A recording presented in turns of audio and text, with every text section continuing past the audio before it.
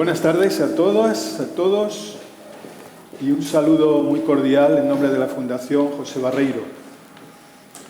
Como vicedirector de la Fundación traslado el agradecimiento, nuestro agradecimiento, profundo agradecimiento, a quienes hacen o han hecho posible este acto, y lo han hecho posible de una forma desinteresada, y creo que es importante dejar constancia de esto. En primer lugar, a los ponentes, gracias.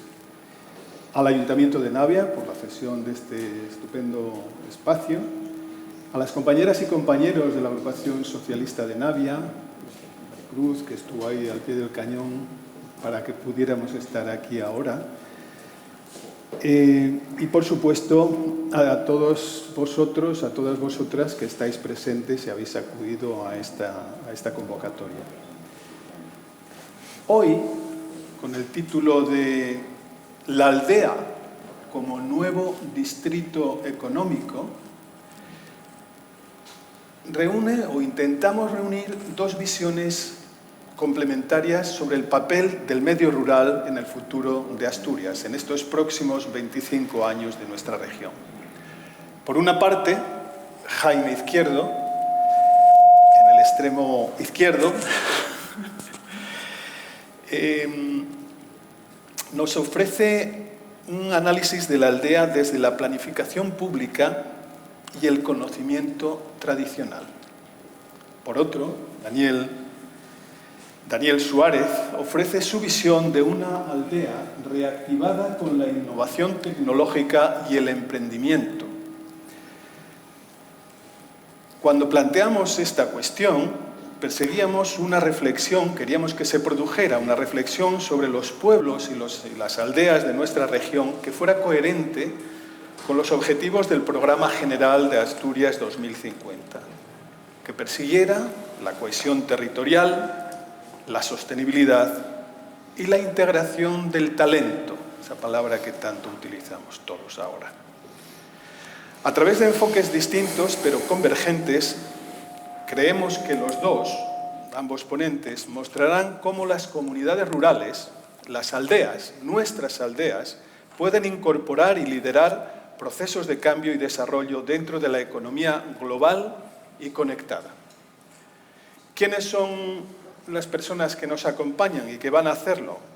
Jaime Izquierdo es licenciado en Ciencias Geológicas por la Universidad de Oviedo y desde 1983 ha trabajado como empleado público en diferentes niveles de la Administración, en el Ayuntamiento de Langreo y de Llanes, en el Gobierno del Principado de Asturias, en el Ministerio de Agricultura y Medio Ambiente, siempre, eso sí, en ámbitos relacionados con el medio ambiente, el medio rural, la ecología aplicada y el desarrollo territorial. Entre 2019 y 2023 ocupó el cargo de comisionado para el reto demográfico del Gobierno del Principado de Asturias. Y a lo largo de su carrera ha sido un referente en los enfoques del desarrollo rural, aplicando criterios de sostenibilidad, cultura y planificación territorial y promoviendo la integración de la cultura rural, nuestra cultura rural, y la acción pública, la acción desde la Administración. Es también ensayista y conferenciante habitual. Entre sus obras más destacadas podría mencionar La casa de mi padre. Bueno, es que es un poco largo, pero creo que es interesante por la variedad de los temas tocados. Asturias, región agropolitana, la gestión creativa del cabreo, una cosa interesantísima, un escrito sobre la función pública, y su pensamiento, podríamos decir que conecta lo rural tradicional, la tradición, y lo contemporáneo, con un enfoque cultural, social y ecológico. Ha recibido muchos premios, como el Premio Europeo a la Conservación del Patrimonio Natural y Cultural, el Premio Fundación César Manrique y recientemente el galardón, y quiero decirlo porque me parece interesante, os vos generosos, el año pasado todavía, ¿no? Fue por su labor a favor de la cultura campesina. Esto es importante, ¿no? Daniel Suárez, por su parte, el joven Daniel Suárez, por su parte, es economista y doctorando en gestión del conocimiento. Es también coautor del libro Sócrates y la econología. Econología, lo he dicho bien, ¿eh? No es donde propone nuevas formas de entender la economía desde una mirada ética y territorial. Su enfoque profesional combina el pensamiento estratégico, la innovación tecnológica y el arraigo rural. Ha fundado empresas, forma parte de muchas de ellas, startups, en distintas startups en nuestra región, y siempre centrado en la gestión del conocimiento mediante la inteligencia artificial. Desde Somiedo, como dice él, ha liderado los proyectos que han sido premiados y respaldados por empresas muy importantes en el mundo, no en Asturias, también en Asturias. Pues desde Google Blackbox, y ha colaborado con empresas como Microsoft, Nike, Vodafone o IKEA. Es presidente del grupo Svánchez, una empresa familiar con foco en la innovación disruptiva, pero corrígeme si lo digo mal, no, la exploración como y el legado tampoco rural. sé lo que significa, pues no bueno. pasa nada. Ah, bien, vale. Y el legado rural que ha heredado de sus padres, Ricardo e Isabel. Él se define como un vaqueiro digital y está vinculado a la Braña de Teixidiello, en la costa, y a las montañas de Somiedo. Y cultiva, como no, lo más importante en la vida, la huerta, que eso hay que hacerlo siempre, practica también la carpintería y fomenta el aprendizaje continuo. Daniel propone repensar el papel del mundo rural en la economía del conocimiento y encarna esta idea de que la inteligencia colectiva, la tecnología y la sostenibilidad pueden integrarse desde lo local. Creo que su trayectoria personal, por lo que he dicho, podría ser, seguramente se va a constituir un buen ejemplo de cómo se puede hacer eso. Y sin más, si os parece, pasamos a una pregunta muy directa y muy fácil. A la vista de lo que hemos dicho, es el título del diálogo que vais a mantener con los asistentes. ¿Podría la aldea convertirse en el distrito económico que da título a esta sesión? Porque los economistas en el siglo XX hablaban de distritos industriales en los que se generaba una atmósfera de colaboración que favorecía el crecimiento económico. Y en este siglo XXI, esos otros economistas están empezando, hablan mucho, y ahí seguramente que Daniel nos lo comentará, hablan de distritos urbanos innovadores en los que confluyen administración, empresa y conocimiento para propiciar el desarrollo económico. Así que, ¿podría la aldea ser, esa aldea de los próximos 25 años, un espacio colaborativo en el que la alianza de administración, emprendimiento y conocimiento favoreciera el crecimiento económico de Asturias? Ahí es nada el envite. ¿Qué os parece? ¿Me permites como economista? Sí, claro. A ver, lo primero, soy un economista desarraigado. Entonces, me llevo muy mal con lo que entendemos como economía.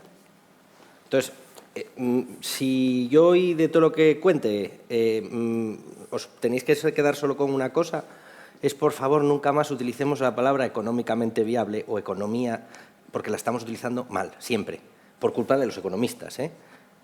Porque economía, eco, viene de oikos, que significa casa. ¿No? Yogur, ¿vale? El oikos el griego, casa. Y nomía viene de nomos, que es gestión. Entonces, economía significa, mis padres, que eran filólogos, yo cada vez que me pierdo voy al origen etimológico de la palabra. Entonces, claro, tendríamos que repensar qué es economía. Entonces, para mí economía es algo tan sencillo como gestión de la casa. ¿Vale? Entonces estoy cansado cuando me llega una multinacional, me dice, es que este proyecto no es económicamente viable. Digo, perdona, querrás decir monetariamente viable. ¿Vale? Para que no nos confundamos. Entonces, la economía no es el dinero. El dinero, obviamente, forma parte de la economía. Vivimos una economía capitalista monetaria donde parece que aquello que no tiene uso productivo o no tiene utilidad aplicada a lo monetario deja de ser económico. Y el homus económicos no va de eso. Entonces, os lanzo una pregunta, para que esto no sea una chapa, y es una pregunta que yo lanzo siempre, que es muy sencilla. que es para que repensemos, ¿no? Que es, ¿cuál es la única casa en la que habéis vivido toda vuestra vida y vais a vivir el resto de vuestra vida? Y para que sea más fácil la pregunta, y nunca vais a salir de ella, y nunca habéis salido de ella. Entonces, si entendemos eso, entendemos la economía. Porque entender eso es entender la ecología, porque logía significa conocimiento. Entonces, ecología, más allá de las interpretaciones que le demos ahora, ecología es conocer la casa. Entonces, perdonadme por a lo mejor decir alguna burrada, ecología no es si estoy a favor del yobu o no, o si abrazo un árbol o no, o si pongo una bandera u otra, no. Ecología es conocer la casa. Entonces, tú no puedes gestionar una casa si no conoces la casa. Esto es así de básico, ¿no? Cae por su propio sentido. Entonces, si tú conoces la casa, pues eres capaz de responder en qué casa vives. Entonces os lanzo esa pregunta. ¿En qué casa habéis vivido toda vuestra vida y no habéis salido de ella? ¿En la aldea? No. Esto para mí no es una aldea, estoy en una ciudad grandísima. Nadie allí... Pero todos venimos de alguna aldea. Bueno, pero, quiero decir, de la aldea hemos salido porque tú alguna vez has estado en Madrid o hemos estado en otros sitios. No digo realmente, o sea, de la que nunca has salido, jamás, ni vas a salir. Y no es filosofía, luego cuando tal es una obviedad tan obvia que es que a veces obviamos lo obvio y entonces, claro, nos perdemos con el monetarismo y no con la economía real. ¿Quién se anima? La cabeza, venga, ¿Y dónde está tu cabeza? Perdona, es que tenemos un pequeño problema. Sí. Que no... Claro, es que para que haya preguntas necesitamos hacer circular los micrófonos. Por razón, aquí se oye, pero en la grabación no. Ya. Y para quienes están fuera de aquí no lo van a oír. Entonces, si queremos abrir diálogo, adelantamos el diálogo, si os parece entonces, por lo que veo. El cuerpo. Vale, pues esa, ¿no? El cuerpo. Entonces, esa y una casa. Entonces, eso y economía. Y el cuerpo tiene muchas habitaciones. La cabeza, la mente, las emociones, la microbiota, un montón de habitaciones. Entonces, como tú conozcas esas habitaciones y las gestiones, serás un buen economista. Y aparte, que eso es una visión micro, ¿en qué otra casa más grande, macro, que cuéntalo muy bien en su libro, vivimos? Y tampoco salimos de momento hasta que alguien lo arregle, pero que yo sepa, aquí, más allá de algún marciano que se nos haya colado, no hemos salido de la otra casa.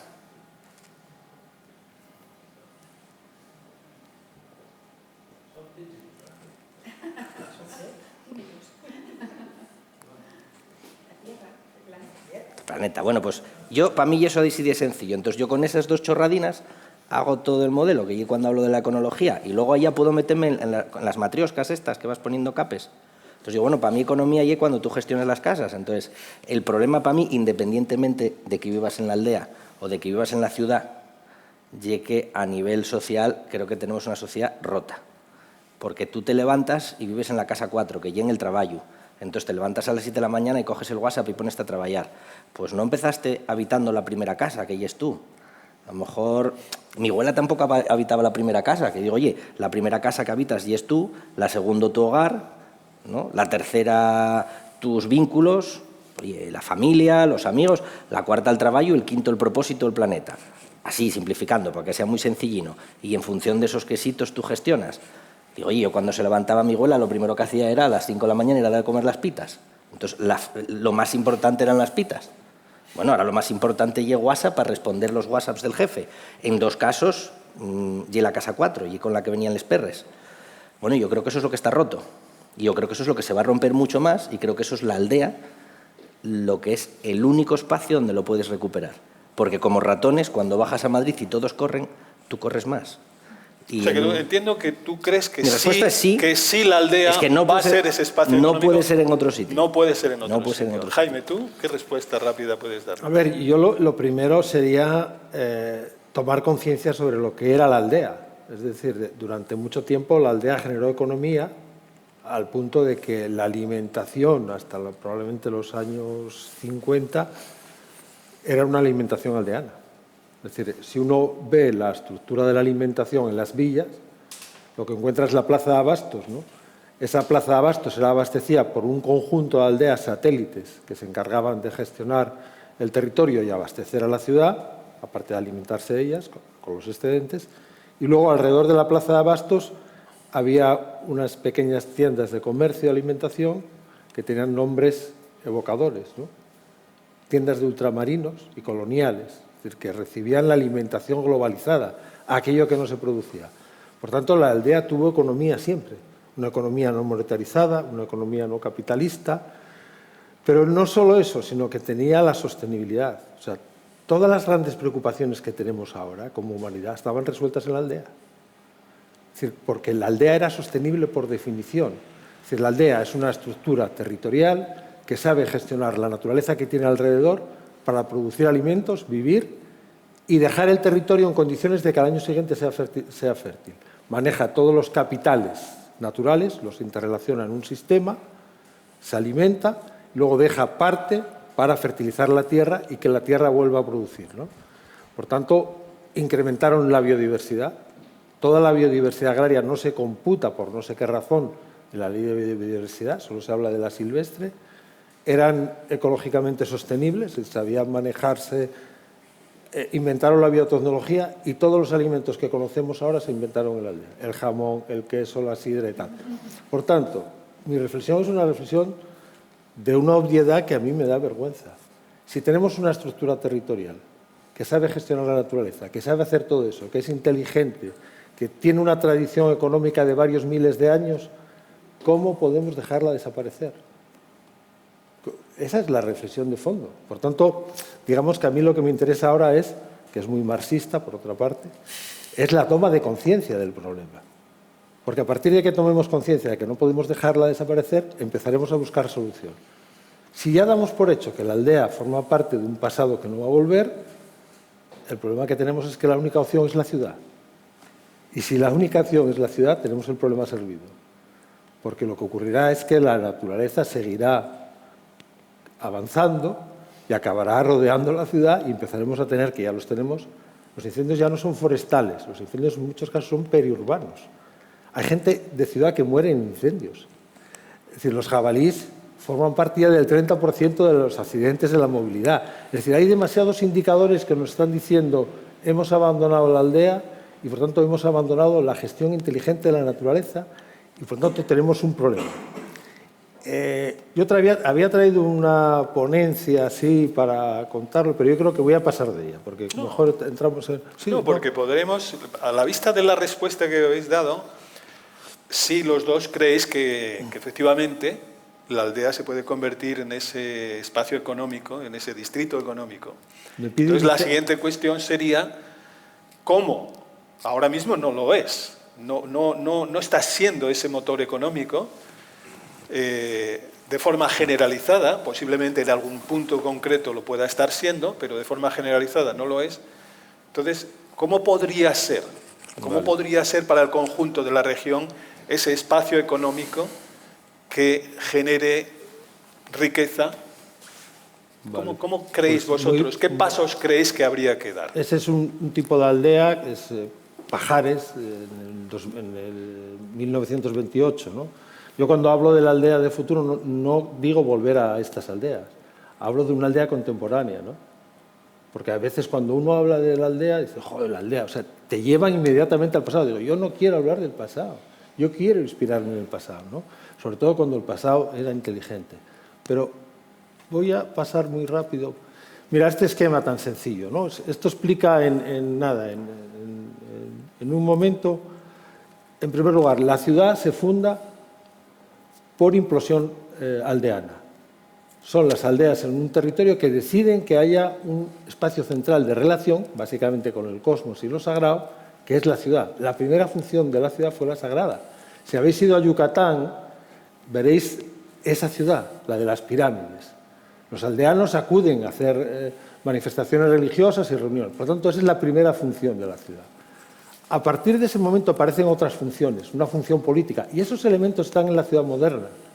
Pero son los aldeanos los que quieren también una función política. En el Nilo montan una confederación hidrográfica para regar a través de canales y necesitan inversiones y, por tanto, las aldeas necesitan relacionarse y, por tanto, necesitan un espacio central de relación y aparece la Confederación Hidrográfica del Nilo. Hay un amigo que hace un chiste y dice, bueno, la Confederación Hidrográfica entonces funcionaba bien porque estaba en manos de aldeanos y de regantes, no de ingenieros, ¿no?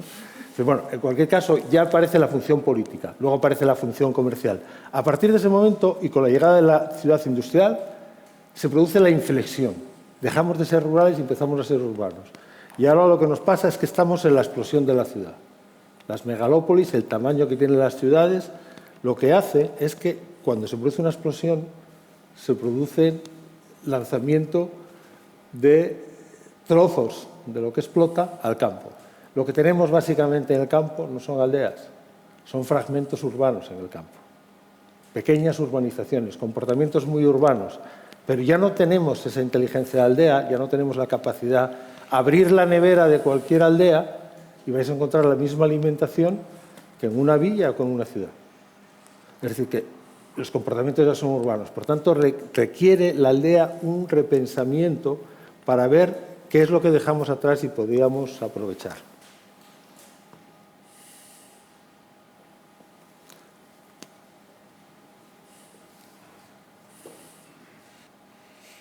Bueno, yo creo que voy a pasar esta otra diapositiva muy interesante. Hicimos un trabajo con SADEI, con la Sociedad Asturiana de Estudios Económicos, porque SADEI tiene, yo trabajando en la administración lo apliqué mucho, ¿eh?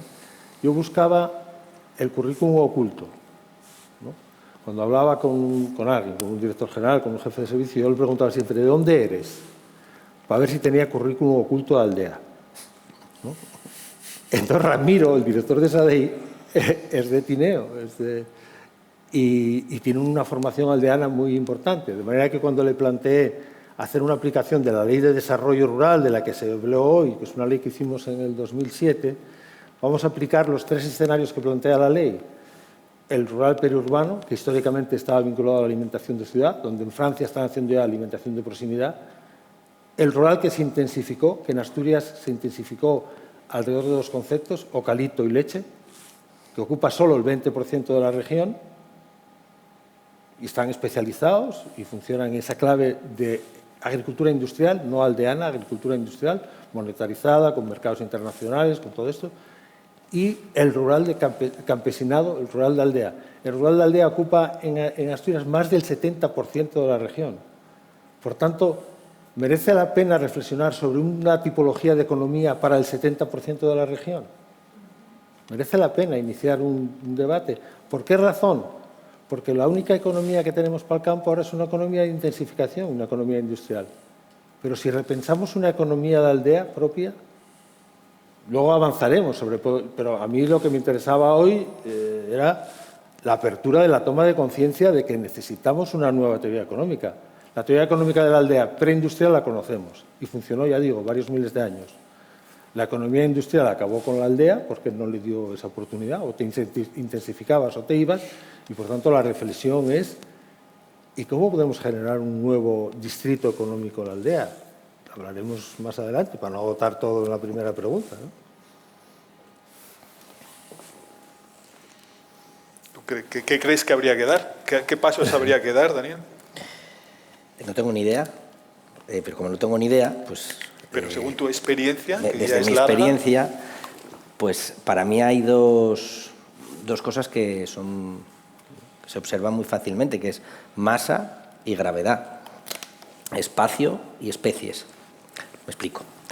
Lo que estábamos diciendo antes, ¿no? De las megápolis. Pues, oye, ¿te vas a San Francisco? Pues ¿por qué te vas a San Francisco? Pues porque hay una densidad de un 38% de emprendedores. Entonces quiere decir que lo más normal es que si te sales a tomar una cerveza o vas por la playa te encuentres a otro chiflao que está montando una empresa. Bueno, pues entonces los chiflaos se concentran en una densidad más alta en un sitio.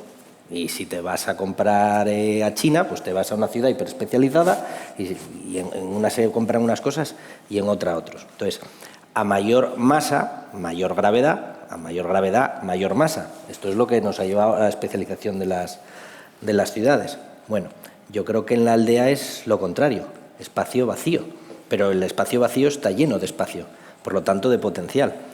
Y si a eso le metes ahora esto que Harari llama inteligencia ajena, que a mí me gusta más llamarlo inteligencia ajena que inteligencia artificial. Los que tengáis GPT y estéis viendo ya los agentes, o cuando vemos que, pues sí, que en 5 años o en 10 años cualquier trabajo de los que estamos haciendo ahora lo va a poder hacer un agente, yo digo que pues es volver al pasado.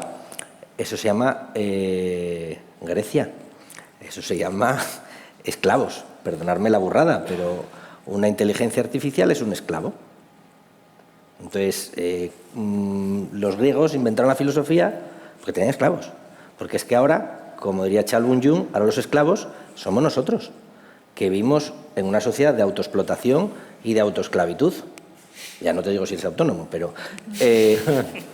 entonces, en esa sociedad de autoexplotación, ¿dónde hay espacio para lo que realmente importa y que es aquello que no es útil, pero que es lo más útil, ¿no? El espacio, la creatividad, el arte, la música, la reflexión. ¿Hay espacio para eso? No, porque para lo que hay espacio es para producir, producir, producir. Y si no estás produciendo, lo que tienes es la culpa del que no está produciendo porque no es suficiente. Entonces, hombre, yo entiendo que mi abuela me transmitiera esos valores de que cuando ella me decía, Dani, tus historietas de experimentar no las vamos a... de las 50 fincas que tenemos, todas pequeñinas, pues 20 para patacas, 20 para berzas y 5 para esto. Y tus paranoies de plantar aquí en una, porque yo es lo que vamos a comer. Obvio, claro, pero como dice, es que ahora todas esas están para monte. Sí. Vale, entonces, ese espacio vacío, que yo digo, como decís 2050, pues yo estaré en Lozano con la edad que tiene mi padre ahora, 70, y entonces con mis 70 pues quiero pensar que estaremos en las aldeas reflexionando y en contacto con la tierra, con la naturaleza y renaturalizándonos a nosotros, porque estamos desnaturalizados. Y no lo sé, o sea, yo he trabajado y viajo, ya sé, ando mal de la cabeza, por muchas ciudades, y cada vez que voy, yo es que literalmente paso 24 horas, 48, y me pongo malo, porque es que somos una sociedad enferma ya. Y como somos una sociedad enferma, pues el único sitio donde nos podemos curar es bajando la velocidad y conectando con nosotros. Y eso lleva volver al pueblo y un viaje de ida y vuelta. Entonces, yo no lo entiendo de otra manera. Y ya, más si cabe, si ya me pongo no en el que tenga 70 como yo, sino el que tenga ahora 20 o el que tenga ahora 10. Es que... ¿Qué economía? O sea, la economía, en tanto en cuanto la gestión, si a cualquier modelo económico que tengamos ahora mismo en la cabeza le quitáis el monetarismo, ya desaparecieron todos los modelos, me da igual a cuál juguemos. Yo soy de los que digo que la economía se inventó en un pueblo donde había un friki, perdonadme la gochada, que hacía caca. Y le dio por hacer bolas de caca. Y entonces imaginaros, hace 10.000 años, aquí en un pueblo, uno que se pone a hacer bolas de caca, y es una tribu de 50, y le dicen, ¿este y un guarro? Y le preguntan, oye, ¿pero tú por qué haces bolas de caca y las pones a sacar al sol? Que los guajes están copiándote y están haciendo bolas de caca y están poniéndoles por ahí. Y entonces pues una tribu lo echaría. Otro, pues oye, le dirían que no, que ella es un guarro, que no puedes hacer eso. Otro diría, bueno, voy a marchar a otro sitio porque no me entienden, soy un incomprendido. Y otro descubrió la agricultura. Y pasó el pueblo de 50 a 350 y entonces cambió todo el sistema operativo. Y luego ya entre sí, y después de eso, ya nace la economía, como la entendemos ahora. Pero es que la economía existió siempre. No hace, la economía per se, no hace falta que pongamos la palabra. En tanto en cuanto es gestión de la casa, la economía no necesita ni de paisanos ni de paisanas. O sea, que desaparecemos, va a seguir existiendo economía sin nosotros. Ya la existía con los dinosaurios. Otra cosa es que nosotros nos queramos poner en el centro y queremos diseñar una que nos haga vivir bien y tener un bienestar bueno. Vale, eso y otro tema. Entonces, ¿a quién le gusta trabajar 60 horas al día? Bueno, pues esos yo creo que son los conceptos que además ahora estamos viendo que también se están rompiendo socialmente. Estamos viendo el gran abandono, la gran autoexplotación por un lado y por otro lado el gran abandono de la nueva gente que se está incorporando a un mercado que no le interesa. Entonces, y eso ahora con la IA, pues en 10 años es que es un disparate, lo que no nos somos capaces de imaginar. A ver, entonces la pregunta es, si no tuviéramos trabajo y de aquí saliéramos hoy todos en paro, pero en paro quiero decir en paro de verdad, o sea, no en paro de, no, en 9 meses voy a reinventarme, no sé reinventar, porque no tienes nada más que trabajar en la vida. ¿Qué harías? Esa yo creo que ya es la pregunta. ¿Qué harías si no tuvieras que trabajar? Si no tuvieras que prostituirte en el sistema, y digo bien, prostituirte en el sistema vendiendo tu tiempo y tus conocimientos o tus capacidades o tu capacidad a cambio de un capital que te permita los insumos? Pues es que muchos implosionaríamos, hostia. Entiendo que lo que estás planteando es que en esa hipotética aldea, en los próximos 25 años, la actividad económica va a estar en manos de esos productos, llámense como se llamen, robots o lo que se llamen, generados por la inteligencia artificial. Y entonces las personas no tendrían nada que hacer, no tendríamos nada que hacer. Eso es lo que estás sugiriendo. Claro, hablamos de un tener que, ¿no? Sí. Entonces, tener que, los ingleses tienen el must y el have to. ¿Viene de fuera o viene de dentro? Bueno, si viene, ¿ahora de dónde tienes que? Tienes que, pues porque tienes que pagar la hipoteca, porque tienes que pagar los impuestos y tienes que construir. Ahora imagínate que ya no tienes que. Tienes dos opciones, o crear o consumir. Y fijaros la economía o la sociedad que estamos creando. ¿Quién crea en ese escenario? Hombre, pues yo creo que todos somos creadores y podemos elegir ser creadores o consumidores. ¿A ti qué te gusta crear? Porque seguro que creas algo. No, pero digo, la actividad económica, ¿qué tipo de actividad económica se genera? Fíjate que... ¿Y quién la genera? Una vez más, cuando estamos hablando de economía, estamos hablando de producir. Sí. Es que no hace falta producir. Alimentos. Se producen. Comodidades para vivir. Se producen. Ya sé que es ciencia ficción, pero bueno, estamos a 2050. ¿Pero quién las produce? Se producen. Impresoras 3D, inteligencia artificial, metagencia. Bien, si se produce en algún sitio fuera de la aldea, habrá que comprarlos. O en la propia aldea. De la aldea en la propia aldea se podrían generar. Claro. Hombre, porque la propia aldea, como decimos, tienes todo al lado. No tienes ya ni que sembrar, tienes un robot que te lo siembra y te lo cosecha. No tienes ni que echar cobre para la patata, porque ya te lo mide el identificador del cobre. Ese conocimiento ya está documentado. De hecho, es como los celtas. ¿Cuándo empezamos a documentar algo? Cuando tenemos miedo a perderlo, ¿no? Cuando se hizo el estudio de la tradición asturiana, en la que teníamos grabaciones de los años 80, que eran cánticos del siglo XI en Alemania, la pregunta era, ¿cómo es posible que una señora en el 80 esté cantando esto en Asturias y esté por escrito en el siglo XI en Alemania? Pues yo creo que la reflexión es sencilla. Nos preocupamos de las cosas cuando nos entra el miedo a perderlas. Entonces ahora nos preocupamos porque tenemos miedo, porque estamos perdiendo la aldea y estamos perdiendo la tradición oral. Porque lo estamos perdiendo, es un hecho. Por eso los alemanes lo escribieron hace 9 siglos y ya no tienen tradición oral. Y nosotros hasta ahora todavía nos quedaba un poquito. Pues con esto lo mismo. Creo que se fue al ordenador. Había un mensaje ahora de que tenía poca batería. No. Bueno, a ver. Jaime, yo te preguntaría a ti, en ese escenario, en esa producción, ¿ese se produce en la aldea? Yo creo en el teletrabajo, pero creo también en el tierra-trabajo. Es decir, alguien tiene que manejar la tierra. Es decir, hay que ponerse a ello, ¿no? Claro. Un robot. Un robot, mientras que llegamos a esa robótica fina, probablemente todavía, pero sí, al final te lo hace un robot. De hecho, hay mucha robótica, ¿no? Y de hecho hay mucha mecánica, pero alguien tiene que estar de momento ahí, ¿no? Había una diapositiva ahí que marcaba... nosotros estábamos ensayando, tirando para adelante, sin conciencia colectiva con el tema de la necesidad de aldea, ya estábamos tratando de diseñar un prototipo de aldea del siglo XXI. Lo iniciaron los gallegos. Los gallegos llegaron a definir dentro de la legislación una cosa que llamaban aldea modelo. Y fue a partir de los incendios del 16. Empezaron a trabajar con el tema de aldea modelo. Nosotros en Asturias empezamos a trabajar con una cosa que se llamaba Aldea Cero, que era un programa experimental, a ver si éramos capaces de empezar a balbucear, porque no era otra cosa, sobre la idea de un modelo de aldea contemporánea. Estamos en eso, pero estamos en eso sin teoría económica. A ver, ¿por qué triunfa la agricultura industrial?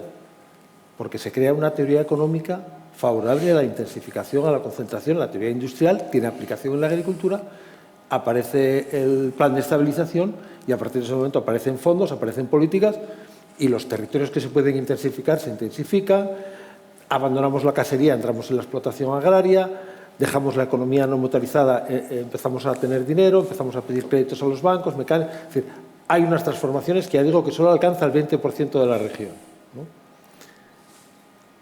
Para la posibilidad de una economía en la aldea no tenemos teoría económica. Pero voy a haceros un anticipo, porque yo creo que es de reflexión. una aldea que no maneje su territorio, que fue la función histórica de la aldea, manejar el territorio para producir alimentos, no es una aldea, es una urbanización en el campo. Y esa urbanización en el campo probablemente acabe quemando. Acabe quemando porque si no manejas acaba tal, y alguien monta un día una barbacoa o hay una chispa y eso acaba quemando. Por tanto, esa función de la aldea es la función original y es la función de futuro. Tiene que manejar su sistema agroecológico de forma global. Ya veríamos cómo, si con robots, si con gente, ya veríamos cómo. Pero eso tiene que hacerlo, ¿no? Por tanto, es la primera función económica. Probablemente, si empieza a hacer eso, empezará a descubrir que produce cosas que no producen los demás. El otro día en Moal, hace unos años, encontramos el favón de Moal, el favón que tenían los de Moal. Bueno, pues pedimos a Alcería que hiciera una investigación y resultó que no hay ninguna enfermedad que lo ataque, que aguanta las sequías, que es muy rústico, pero es muy rústico desde el punto de vista del comportamiento con los elementos de afuera, es decir, está muy adaptado a todo lo que tiene fuera, pero tiene un sabor diferente y es muy suave. De repente tú tienes un producto que no tienen los demás. O sea, la exclusividad del favón de Moal en el mundo lo tienen los de Moal, ¿no? Y seguramente muchas más cosas que estamos dejando por ahí, ¿no? Conocemos el cabrales, el gamoneo, conocemos, vale, pero hay infinidad de elementos, ¿no? Luego veremos cómo los vamos a producir. Pero lo que os quiero decir es que, y a ver si consigo este esquema, sí, ahí está. El esquema, ya digo, balbuceando, porque no tenemos teoría económica para la aldea, pero se apoya, esa nueva economía de la aldea se apoya en el sistema, manejo integral del sistema agroecológico local, fauna, flora, todo lo que tiene que ver con lo que manejaba antes la aldea. En segundo lugar, que es relativamente novedoso porque lo existía, el sistema energético local. Hemos hecho una aproximación en Asturias. Las aldeas, si se organizaran en comunidades energéticas, podrían ser cuasi autónomas. Tendrían un porcentaje de producción eléctrica para su consumo muy elevado. Si ya hablamos de hidrógeno verde y tal y cual, podrían incluso hasta tener coches con hidrógeno verde en el futuro. Es decir, las posibilidades energéticas de producción local, descentralizada, democrática y al servicio de la aldea están ahí. Y el tercer lugar, que es el que está funcionando, es el sistema diversificado de empresas en el medio rural. Aparecen teletrabajadores, aparecen artistas, aparece el turismo rural, aparece alguien que se jubiló, es decir, hay una actividad económica diversificada, no vinculada originalmente a la aldea. O sea, la aldea original no tenía teletrabajadores, ni tenía artistas, si querías hacer arte tenías que ir fuera. Por tanto, eso indica que hay muchas más posibilidades económicas en la aldea que antes. Pero esas no son la esencialmente aldeana es la primera, ¿no? Pero sobre esa quiero hacer una observación. El turismo rural. El turismo, cuando se inicia como actividad económica, es un turismo industrial. Era el turismo de sol y playa. Aquellos anuncios, ¿no? ¿Os acordáis de los 50 o 60? Por tanto, al ser industrial está polarizado. Aparece el sur de Tenerife, aparece el Levante, Benidorm. Los trabajadores ya pueden ir a hacer ese tipo de turismo, pero es un turismo de concentración. Pero de repente decimos, oye, si hacemos turismo en el rural, ¿entonces qué hicimos? Adaptamos el turismo a las posibilidades de lo rural. Y entonces dijimos, bueno, pues esta casa que quedó deshabitada la podemos arreglar, y empezamos a hacer un tipo de alojamientos adaptado a la realidad de la aldea. ¿Y cuál era el atractivo de esa aldea? El aire libre, pasear, la gastronomía, el paisaje, el contacto con la naturaleza, y apareció esa posibilidad. Por tanto, los recursos de la aldea eran utilizados como atractivo turístico y los turistas se alojaban en la propia aldea. Conclusión, si hicimos eso con el turismo, ¿por qué no hacemos algo parecido con la agricultura? ¿Por qué no hacemos agricultura territorial? ¿Por qué no pensamos cuántas cosas producía esta aldea y cómo puedo volver a producir todo lo que producía? No una única cosa, sino 23, y relacionadas entre sí, con alto valor. Y entonces necesitaríamos una unidad de gestión, ¿no? Probablemente necesitaríamos una cooperativa, es decir, y simplifico, y avanzo mucho ya. En Moal, una cooperativa de 8 trabajadores manejando lo que antes manejaba las 23 caserías de la casa, manejan todo el sistema agroalimentario, tienen tiempo libre, tienen vacaciones, son gestores integrales del territorio y nos dan una alimentación extraordinaria y no hay incendios y mantienen la biodiversidad. Y tienen el prestigio de que son profesionales gestores del territorio, en la aldea de Moal. Si somos capaces de diseñar ese prototipo, podemos replicarlo. Pero si no tenemos ni teoría económica, ni preocupación, ni nada, pues no haremos nunca nada. Por eso mi interés es explicar, cuando yo hablo de la aldea, de que no estoy pensando en la aldea del pasado, estoy pensando en la aldea del futuro. Y el último flecha es la comunidad intergeneracional. La comunidad intergeneracional significa que tendríamos que crear un entorno para que una persona que nazca en una aldea pueda vivir en la aldea, si quiere, toda su vida. Y sea la aldea su lugar en el mundo, lo cual no quiere decir que viaje, vaya y venga, pero que tenga tiempo para tener una infancia razonable, y culta y elevada en la aldea y que sea el lugar donde pase sus últimos días. Entonces, entonces las aldeas podrían ser lugares que diesen una alternativa a irnos todos a la ciudad. Porque claro, yo creo que merece la pena en una región como esta, que el 70% tiene una estructura de aldea. El 70% de la región. Es decir, y en cualquier caso, merece la pena intentarlo. Y merece la pena que un partido como el Partido Socialista, que tiene que estar en el progreso, le dé una vuelta a este asunto. Porque otros partidos no lo van a hacer, pero yo creo que es una intención. Y hago una advertencia también sobre un personaje que estoy descubriendo ahora. Yo, Ana, ya se lo decía a Ana, que es profesora de Economía, yo soy muy atrevido, porque yo soy licenciado en Geología y aquí estoy hablando de Economía, ¿no? Pero bueno, en finales del 19, en Rusia, hubo un personaje, Alexander Chayanov, que estudiaba las economías propias del momento, que eran las economías campesinas, ¿no? Entonces, Alexander Chayanov estaba viendo por dónde iba a ir el mundo, la influencia del capitalismo agrario y los farmers, los granjeros americanos que se estaban organizando, y las ideas de los bolcheviques y los marxistas, que estaban pensando, de la mano de Stalin, en convertir a los campesinos en proletarios. La colectivización. Este hombre tuvo la entereza de decirle en el año, cuando la revolución, en el año 20, tal, le dijo a Stalin, no haga eso, porque se equivocará, porque un campesino jamás será un proletario, porque un campesino maneja medios de producción, y como le quite la tierra, lo machaca, porque los campesinos necesitan la tierra, poco o mucho, porque ellos son la tierra,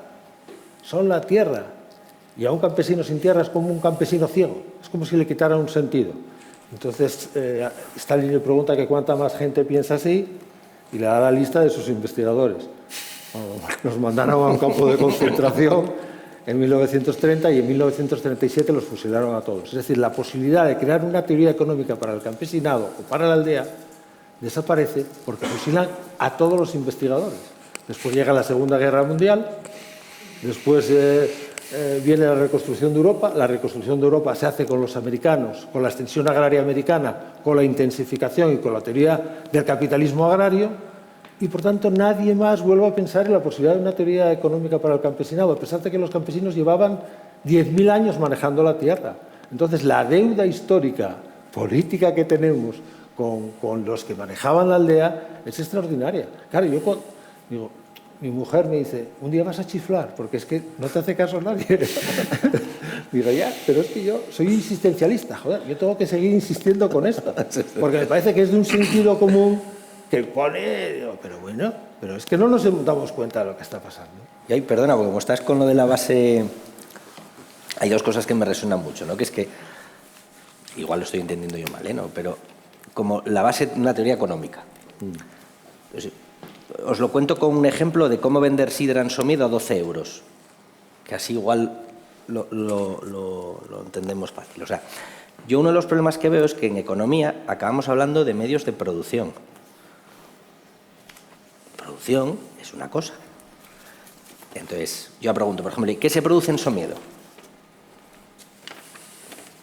¿Qué se produce en Somiedo? Verosos. ¿Vale? ¿Y Verosos se produce? No existe, no es un producto. Entonces, esa es la base de cómo tenemos que cambiar de ver la economía, ¿vale? A mí hay una ecuación que os cuento por si os sirve. A mí me gusta mucho y me hace entender las cosas muy bien. Es una ecuación, como habrá muchas, pero esta es muy fácil, en la que es ecuación del valor añadido. ¿Vale?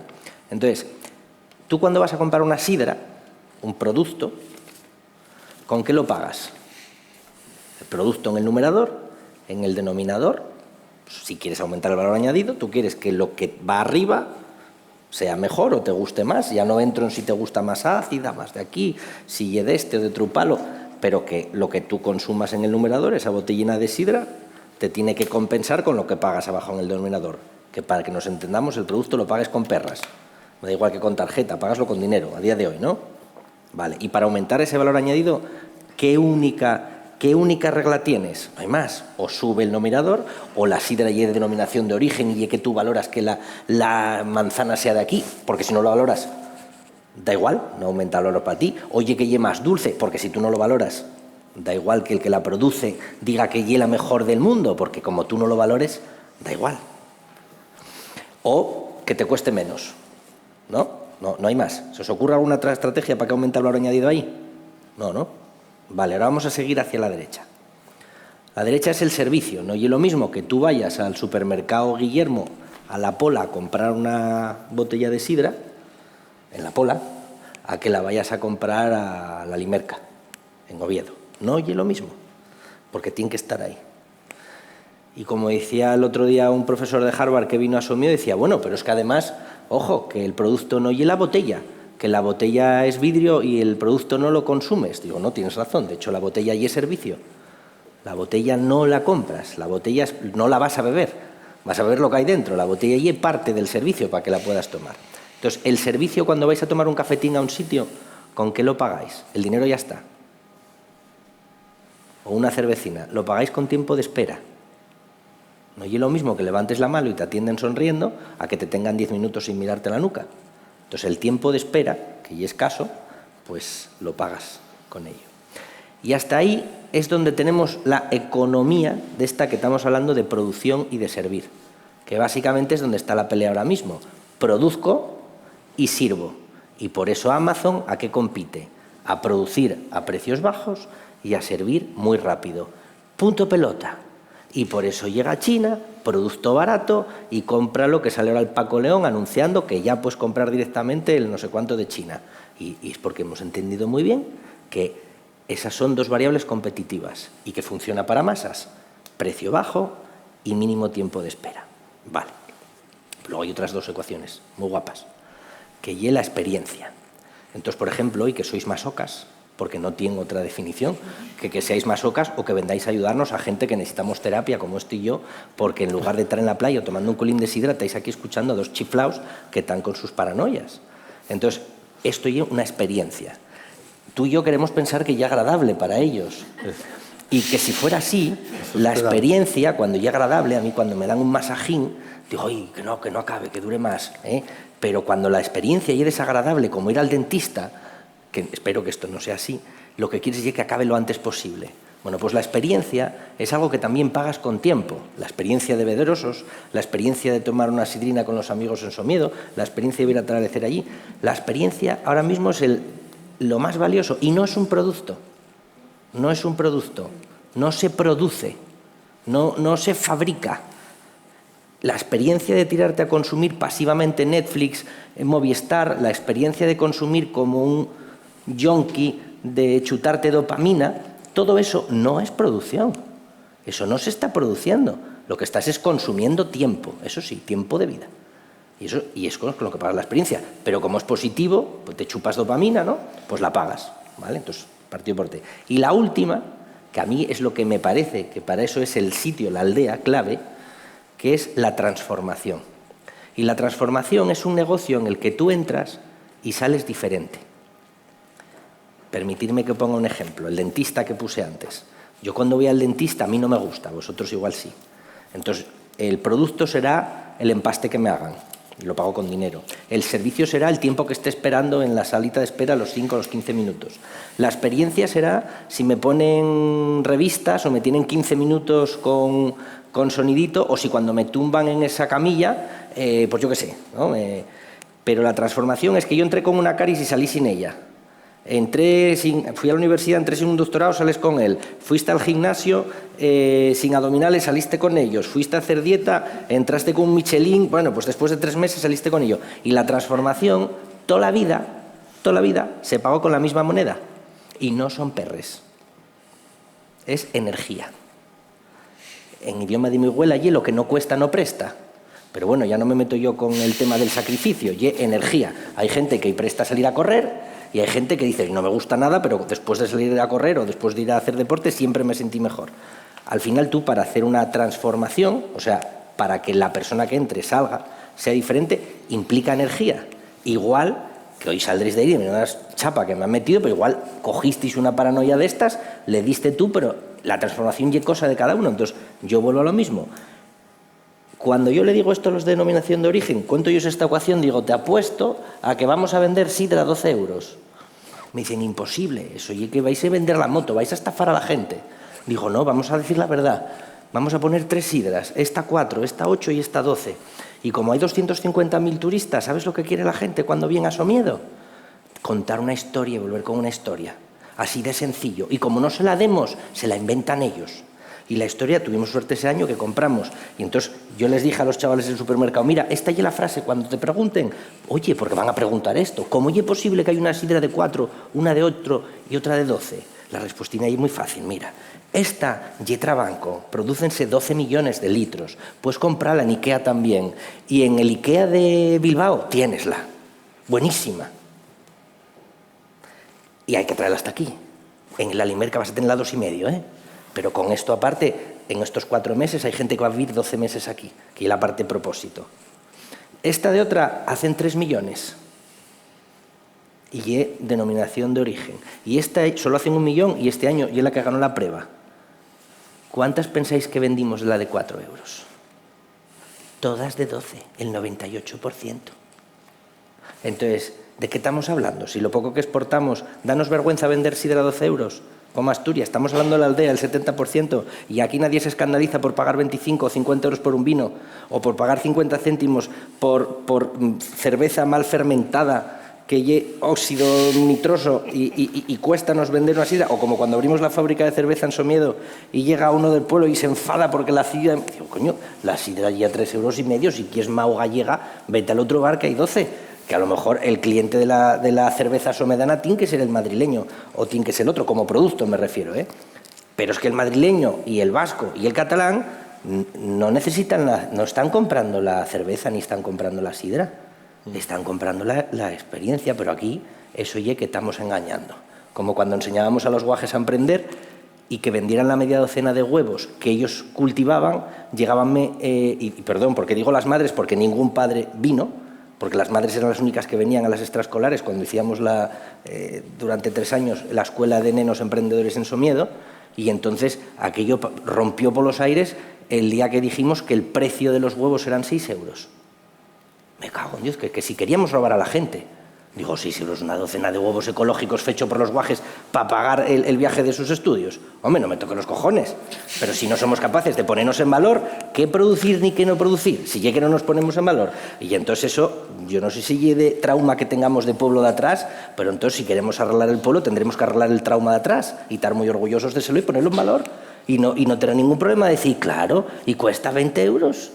¿Y quieres pagarlos? Y yo con los 3 meses que hacemos el agosto en Somiedo, que llego como Ibiza, pues hay que vivir 12 meses.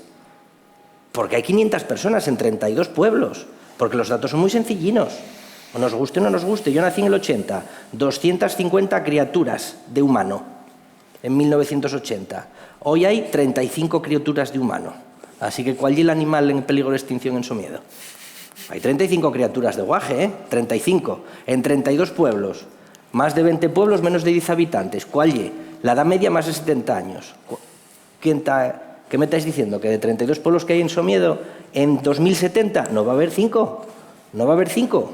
Con humano autóctono, me refiero. De las urbanizaciones, por supuesto. En agosto. Entonces, coño, pues eso tendremos que ponerlo en valor, los que somos de pueblo. Porque no va a venir el de la ciudad a ponerlo en valor. Y si no nos atrevemos nosotros a ponerlo en valor, ¿qué leches, medios de producción, ni historietas en vinagre? Empecemos por autovalorización. Perdón que me caliento. No, pero está bien calentarse de vez en cuando, hombre, sobre todo para cosas así. Entonces, vamos a ver, en resumen, tú lo que estás defendiendo, y tú lo defendías por otra vía, es la necesidad de una transformación, ¿no? La aldea como espacio ideal para esa transformación. Y sería necesaria esa transformación. Tú lo planteabas en términos, 4 elementos básicos, fundamentales, cada uno de ellos con su importancia. Tú vas más a otros aspectos relacionados con, bueno, no sé, ese creérselo, como dices tú, o ese poner en valor, o ese... ¿Cuál sería entonces los pasos inmediatos? Estamos en el año 2025, en los próximos 5 o 6 años. Estoy intentando pensar ponerme en la mente de alguien que está escuchando esto y dice, bueno, ¿y en los próximos años qué se puede hacer? Yo vivo en una aldea, yo creo todo esto que me estáis diciendo, pero en los próximos 3, 4, 5 años, ¿qué puedo hacer? ¿Quién tiene que hacer qué? Para que esto que estáis comentando, que son los pasos a dar para ese espacio económico, aldea, espacio económico de dentro de 25 años, para que llegue a ser esa realidad, para que haya esas familias en los pueblos de Somiedo. No hacen falta. ¿Qué es lo que hay que hacer? Mañana. Medida 1. Nueva fiscalidad. No tiene sentido que si tú tienes unos servicios diferentes, pues tengas la misma fiscalidad. Si tú quieres invertir la gravedad, pues tienes que invertir la fiscalidad. Y si jugamos en un sistema que lo que valora es el monetarismo, pues o juegas con lo que valora el sistema o estás fastidiado. 2, incentivos. Pues los incentivos que se están dando no me parece que sean correctos. ¿Por qué? Porque ¿qué estamos? ¿Intentando llevar gente al pueblo? ¿O estamos intentando, perdonadme, llevar paraos al pueblo y quitar 2 problemas? Paraos y gente que viva en el pueblo, que son 2 problemas que necesitarán su solución, pero son 2 problemas diferentes.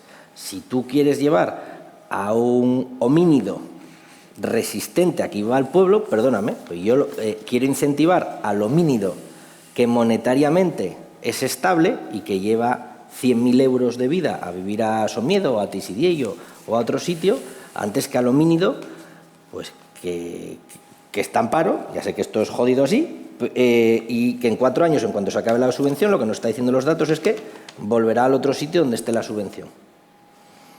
Entonces, ¿qué estamos buscando? ¿Paro por un lado? Perfecto, pero no mezclemos las 2 cosas. No le puedes pedir unas subvenciones como todavía existen hoy, que le estás pidiendo al poblador que quieres llevar al pueblo que tiene que estar en el paro. ¿Qué le estás diciendo a la persona que vive en otra aldea o en la ciudad que por muy válida que sea en este sistema monetario él no merece la ayuda? Pues, pero si no es que no la merezca, si es que es una política para llevarla, porque te interesa llevarla para allí, porque te fija monetarismo y te fija consumo, pues eso, para empezar, vamos. O sea, y ya, si me pongo en modelo más extremista, pues en Somiedo, que yo es lo que mejor conozco, pues como le dije a mí 20 veces, es muy fácil, 2 vallas, 50 euros, ya no digo 50 euros como los parques nacionales americanos, pero 500 habitantes, 100 edad de trabajar, un ayuntamiento con déficit, 250.000 turistas a 10 euros al año son 2,5 millones. Se ha acabado el déficit y tienes el primer experimento de pueblo aldea cero con salario base limpio y déficit acabado en un año. No digo que eso se pueda extender a todos los sitios, pero sí creo que necesitamos hacer experimentos piloto donde podamos arriesgar. Ya no me meto con Perlora, ciudad emprendedora, que tenemos ahí otro espacio maravilloso donde se podrían hacer un montón. Pero bueno, necesitamos empezar a hacer experimentos, porque si no seguiremos. Y en el ámbito del emprendimiento, como acabas de introducir tú, ¿qué pasos habría? Porque bueno, lo de cobrar por entrar en... No sé, eso ya lo están haciendo nos muchos llevaría sitios, a un sitio, quizás, a una reflexión más complicada. Pero el impuesto, la cuota turística la estamos pagando en todos los sitios y nadie se está... y otra cosa, Somiedo, decías tú antes, produce verosos, Somiedo produce biodiversidad. Por ejemplo, Blanca, que es una emprendedora que ha montado la empresa en Somiedo el año pasado, que es de Madrid, que la pobre siempre decimos los de Madrid y ahí en Madrid, y de lo que está hablando ahora es de, oye, lo que realmente tiene valor hoy no lo estamos viendo como producción. El medio rural lo que produce es biodiversidad, produce vida. Y existe menos del 6% del territorio mundial en espacio salvaje, menos del 6%. Y en economía sabemos una cosa, algo que cada vez es más escaso, vale más. Y obviamente que los espacios salvajes son valiosos. Pero claro, como no somos capaces de asignarle un numerito monetario a eso que se está produciendo y que vamos a consumir de turistas para hacer la barbacoa, sacarnos la foto por ahí, pasar el fin de semana o las vacaciones, pues por eso está el sistema roto desde ese punto de vista monetario. Bueno, pues nuevos modelos en los que se monetarice, porque como solo sabemos pensar en idioma monetario, pues o se le da un valor monetario, como se le dio a los créditos de carbono, como se le dará ahora a los créditos de biodiversidad, o estamos fastidiados. Y esa es la nueva economía, es cómo valoramos lo que no es producido, cómo valoramos lo que a priori no estamos extrayendo y quilmando. Más si cabe cuando estamos hablando de un sistema económico que todavía es extractivo y lineal, en el que dormir la siesta es productivo. Dormir la siesta es la leche, es lo más productivo que hay. Claro. Pero si vivimos en una economía en la que dormir la siesta no es productivo, estamos jodidos. Jaime, ¿tú dirías algo respecto a esas medidas inmediatas que habría que adoptar? Y vamos a ir concluyendo por nuestras los partes. Problemas complejos no tienen soluciones inmediatas y complejas, ¿no? Es decir, estamos muy lejos de entender la dimensión del problema. Es decir, todavía no somos capaces de visualizar el significado profundo de haber tenido o tener una estructura urbana que sabe gestionar la naturaleza. Es decir, pero, por ejemplo, perdona, esto que estaba planteando ahora Daniel, la monetarización, ¿es algo que sería necesario potenciar en el ámbito de la aldea? No, totalmente. Es decir, la economía campesina preindustrial era no monetaria, ahora es impensable pensar en una economía que no fuera monetarizada, ¿no? Pero los procesos de monetarización pueden ser, es decir, teniendo en cuenta que tú estás prestando un servicio, es decir, el que gestiona el sistema agroecológico local no solo está produciendo 20 o 30 cosas de interés, que encima están todas relacionadas, y encima tenemos los planes de explotación, es decir, es revisar lo que hacían los abuelos. En enero hago esto, en febrero esto, todo, no sé qué, luego cucho, luego tal, luego me toca hacer esto, toda esa complejidad, ¿no?, que se formaban en las casas. Las casas campesinas eran centros integrales de formación profesional en el que los críos, había separación de roles y tal. Claro, hay cosas que no tienen que volver, pero más o menos lo que ocurría es que entre los 5 y los 15 años uno se formaba para saber gestionar todo lo que había en el territorio. De hecho, lo que sabemos es que eran escuelas de formación empresarial también. Esto me lo contaba Juanjo Ibarreche, el lehendakari del País Vasco. Yo cuando empecé a ver la diáspora vasca, todos los grandes empresarios vascos que me encontré, todos venían del caserío, lógicamente. Habían emigrado porque la burguesía vasca no había emigrado, pero habían emigrado y eran todos, en los caseríos son empresas. Y por tanto se habían formado como protoempresarios. Y cuando les dieron oportunidades, sacaron los conocimientos de la casería y funcionó. Es decir, yo creo que no hay una solución inmediata, pero quizá lo primero y fundamental sería empezar a pensar en la solución. Yo pongo a veces, y además lo publiqué, ¿por qué estamos tan empeñados en tener una NASA para explorar el espacio exterior y no estamos pensando en conquistar o volver al espacio exterior a la ciudad? Es decir, ¿por qué tenemos que ir a Marte, que hace más calor que en Sevilla en verano? O sea, ¿cómo estamos planteándonos semejantes barbaridades, ir a Marte, una agencia espacial? Que es verdad que las agencias espaciales, del paso que van y tal, sacan muchas cosas, pero si el objetivo fuera la conquista del espacio aldeano como espacio para vivir, nos sería una agencia mucho más barata, aprenderíamos muchas cosas y podríamos ensayar, ¿no? Yo reclamo una NASA aldeana. Joder, el espacio exterior a la ciudad. Me parece mucho más elemental, ¿no?, y mucho más sencillo. Y encima tenemos un montón de...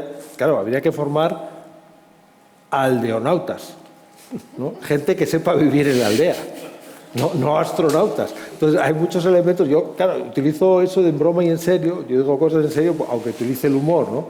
Pero me parece importante. Y luego una reflexión política sobre la nueva economía. Es decir, la reflexión política se hizo, lo decía antes, para la política agraria e industrial. Necesitamos una reflexión política para la agricultura de gestión territorial, ¿no? Y probablemente ahí tengamos, y eso ya lo decía Chayano, dice, los campesinos tendrán que trabajar mucho el concepto de cooperativa, que ya lo trabajan internamente. En la estructura de la aldea tradicional estaba la casa, pero la casa se relacionaba con la comunidad de casas, porque sabías que tenías que tener una actitud cooperativa para hacer un montón de trabajos que te beneficiabas. Y por tanto, las aldeas tenían un componente cooperativo o comunitario muy desarrollado. Ahora que desaparecen las casas, porque ya no hay casas campesinas, o sea, ya no hay casas de papá, mamá y 17 hijos para que trabajen, ya no existe, ahora es la cooperativa la que lo puede sustituir, ¿no? Y una cooperativa de trabajadores que probablemente, vamos a ir mucho más allá, imaginaros que la PAC, en lugar de territorio, pagara por función. Entonces, a los 8 que están trabajando en Caunedo, manejando todo aquello, les den un sueldo base y luego tienen un excedente que es el con el que venden las sidras, si consiguen venderla a 12, o el queso que hacen porque es un queso especial, o lo que sea que tenga valor añadido. Porque en las aldeas es más fácil hacer productos de alto valor añadido, por lo que hablábamos antes, porque son exclusivos.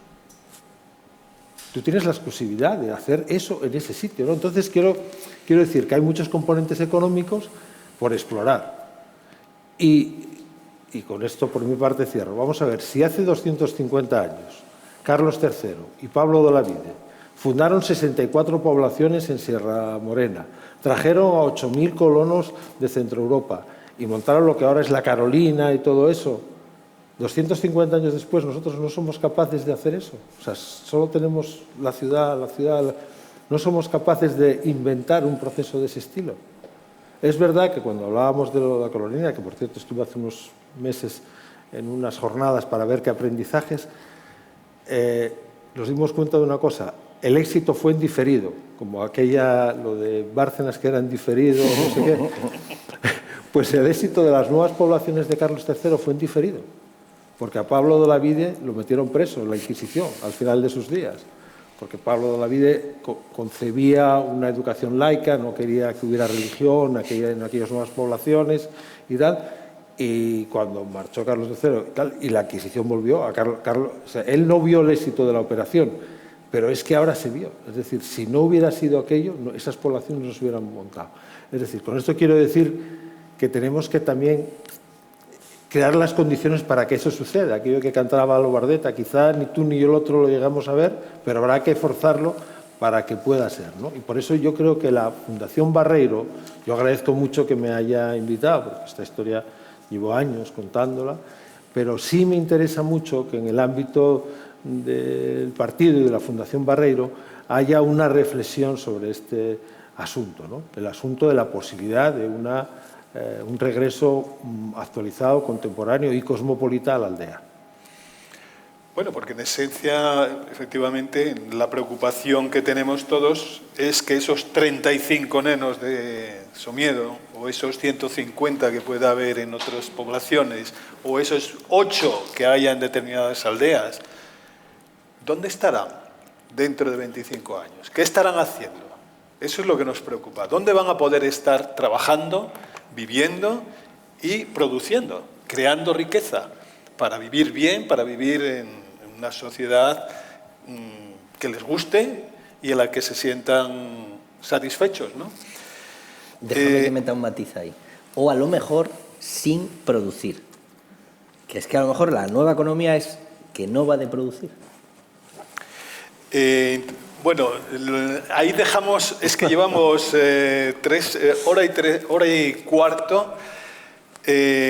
Habría que hablar de otro asunto. Es que introdujiste un asunto que a mí me gustaría comentar, pero creo que no tenemos tiempo para ello, con lo cual sí quería ver ese brochazo final del futuro, ¿no? De eso, cómo va a ser, qué imagen, en un minuto, qué imagen ves tú. Antes ya lo esbozabas, tú también, Jaime, lo esbozabas. En un minuto, ¿cuál sería esa foto finish de Pues mira, de la Asturias 2050 en la aldea? Yo la estaba expuesta ahí, ¿no? Porque la había pensado. No, hay que redefinir la aldea y con 3 aspiraciones. Primero, recuperar protagonismo y función. Los aldeanos no son inferiores, al contrario, los aldeanos del futuro y los aldeanos del pasado, es el protagonismo y función. La aldea hace una función territorial, hay que darla, y en el momento que das una función, aparecen las oportunidades vinculadas. Por tanto, es una gestora a la que hay que devolver función. En segundo lugar, tiene que generar una economía propia, muy diferente de la intensiva, de la industrial, de la urbana, y acorde con sus características históricas, y por tanto también capaz de aprovechar nuevas economías sin desvirtuarse, sin convertirse solo en una urbanización. Y por último, también lo dije antes, generar un entorno vital atractivo, es decir, yo quiero vivir en la aldea. No vivo en la aldea porque no tenga otra a donde caerme muerta, sino porque me parece que es el espacio de relación. Y eso se consigue probablemente en la infancia, ¿no? Si consigues el arraigo en la infancia, te conviertes en ese sitio del mundo, ¿no? Esto pasa con los... Estoy viendo a Cecilia, que es socióloga, y ya me meto en el campo de los economistas. Esto pasa con una idea que yo en algún momento esbocé. El concepto de saudade de los portugueses o morriña solo se da entre campesinos. Un tipo que nace en una ciudad no tiene morriña. Tú naces en Madrid y te puedes acordar del barrio tal y cual, pero no tienes ese sentimiento de que te falta la tierra. En francés se llama mal du país. Es decir, eso solo se dio entre los emigrantes, porque necesitaban la tierra y de repente se ven en sitios que no hay tierra, que no hay vida, que no tienen nada alrededor y tal. Y les genera un profundo sentimiento de desarraigo, porque somos etimológicamente y funcionalmente seres humanos, seres del humus, seres de la tierra. Y hostia, ya no quiero ir mucho más allá, pero esa historia, ojito, como dejemos de ser seres humanos, nos perdemos. Somos, no se sabe muy bien qué. Mirar a Donald Trump, sin ir más lejos. Muy bien, gracias. ¿Qué? Dani, ¿tú? La pregunta es, ¿qué quiero, qué me imagino? ¿Qué imagen? ¿Cómo la ves? ¿Cómo ves a esos 35 somedanos, nenos, ahora, dentro de 25 Bueno, años? La que yo quiero. Bueno, sí. Y la que te parece que puede ser. Desgraciadamente me imagino. Y que te parece que la puede que ser. yo quiero es que en esos 35 pueblos pues habrá 5 pueblos. Y habrá casas que se mantendrán o no se mantendrán y serán sitios donde la gente va de vacaciones. Y el Ibiza del norte como refugio climático, como experiencia de que tienes algo en el pueblo. Y quiero pensar que en 3 o 5 pueblos, pues alguna panda de frikis pues cooperan y colectivamente pues son capaces de crear esos espacios donde, sin caer en narrativas de kibbutz, ni de comunas, ni de ninguna cosa rara, sencillamente gente que vive allí y hace sus cosas, pues cooperan porque comparten el espacio. Eso es lo que visualizo. Puede ser más bonito o menos. Me imagino, y tú decías la función, me imagino aldeas funcionarias. Funcionarias, no funcionales. Funcionarias. De funcionarios. Mis padres eran funcionarios, es decir, que la función pública hace falta y cuando tú tienes que entrar a modificar, que ya, pues de los 100 trabajadores que hay en Somedo, pues no sé cuántos serán. El ayuntamiento tiene 67 empleados, es el mayor empleador, y autónomos no llegan a los 120. Entonces, me imagino funcionarios a los que se le pague por cumplir una función. Por cumplir una función. Puedan ser también funcionales, ¿no? Hombre, esperemos que sean funcionarios funcionales y que cumplan con la función de restauración de la naturaleza, de cuidado, etc. Bueno, muchísimas gracias a los dos. Nos habéis dado muchas ideas. Me imagino que alguna duda, alguna pregunta puede haber. Si os parece, ¿alguien quiere hacer una pregunta? 1, 2, 3, 4. Si os parece, como vamos de tiempo un poco tasado, ¿hacéis las preguntas y luego respondéis? Venga.